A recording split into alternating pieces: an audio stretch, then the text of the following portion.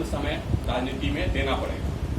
तो इसलिए मैंने कहा सी फॉर कंसिस्टेंसी की निरंतरता होनी चाहिए। हर दिन आपको एक एक घंटा ही सही, दो दो घंटा ही सही, लेकिन आपको काम करना पड़ेगा। एंड डी फॉर डिसिप्लिन, अनुशासन, जिससे मैंने ये भाषण शुरू किया।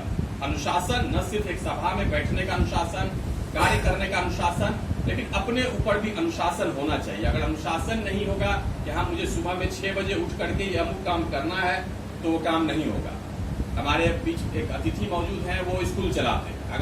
अगर उनमें ये अनुशासन नहीं होगा कि हर दिन स्कूल चलना है, अगर हम मुझे उसके लिए 6 बजे उठना है तो वो उठना पड़ेगा। वही चीज राजनीति के लिए भी है। वो कोई पार्ट टाइम या मनोरंजन का विषय नहीं है कि चलिए ठीक है अब भ्रमण हो रहा है तो घूम लेते हैं, जनता के भी चेहरा दिखा देते हैं, इस तरीके से नहीं होगा। उसको भी एक प्रोफेशन के रूप में आप लोगों को लेना पड़ेगा। And last but not the least, सबसे महत्वपूर्ण बात है इंड्योरेंस।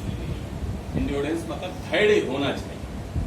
जैसा कि बहुत सारे भाई साहबों ने कहा कि बूंद बूंद से घड़ा भरेगा और इत्यादि इत्यादि, बहुत ज्यादा मैं उसमें यकीन नहीं करता हूं, मैं उस पर बाद में आऊंगा। लेकिन धैर्य होना चाहिए। जो भी काम आप कर रहे हैं उसके परिणाम के लिए सब्र रखना सीखना पड़ेगा कि हाँ होगा, थोड़ा धैर्य रखना है। धैर्य इसलिए भी जरूरी है और सबसे महत्वपूर्ण है कि मार्ग में बहुत सारी बाधाएं आएंगी।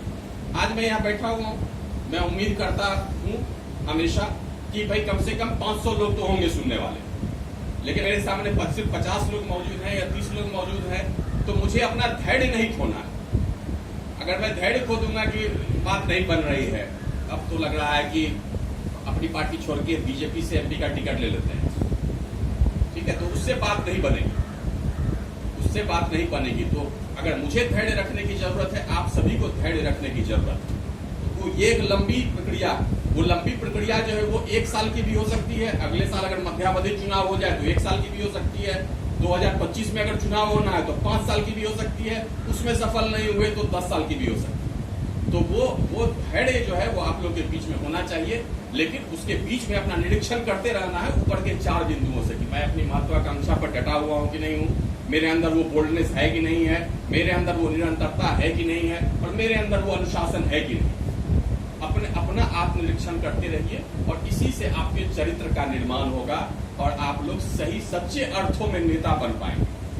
नकली वाले नेता नहीं। हमारी राष्ट्रीय अध्यक्ष कहते हैं कि सभी नकली नेता, क्योंकि उनका मानना है कि सिर्फ सुभाष चंद्र बोस जी को पहली बार नेता का टाइटल मिला था तो उन्हीं को सिर्फ नेता माना जा सकता है, उनके जैसे लोगों को ही नेता माना जा सकता है, बाकी सब लोग नकली नेता है। लेकिन आप लोगों को अगर सुभाष चंद्र बोस जी जैसे नेता बनना है, महात्मा गांधी जैसा नेता बनना है, अंबेडकर जी जैसा नेता बनना है, नेहरू जी जैसा नेता बनना है, या अब्दुल कलाम आजाद जी जैसा नेता बनना है, तो सबसे पहले अपना चरित्र निर्माण करना पड़ेगा, जो कि 1947 के बाद से हम लोग भूल गए।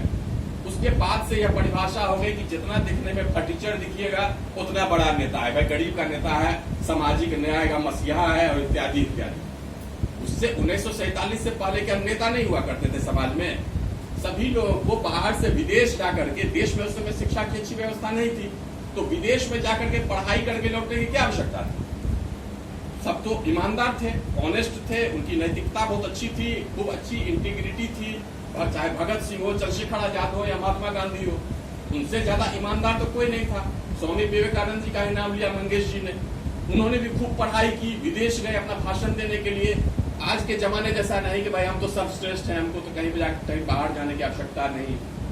तो वो लोग मूर्ख नहीं थे। जो आजादी से पहले हमारे नेता तो कोई मूर्ख नहीं थे, उन्होंने अपने चरित्र का निर्माण किया था कि हमें अपना चरित्र ऐसा बनाना पड़ेगा कि जिससे हम समाज का नेतृत्व कर सके और नेता पद की जो गरिमा है उसको हम बनाए रख सके। उस चीज को फिर से वापस लाने की जरूरत है, और इसलिए मेरी निर्माण यात्रा का जो सबसे बड़ा उद्देश्य है वो चरित्र निर्माण के बाद वो है कि नई राजनीतिक पीढ़ी का निर्माण।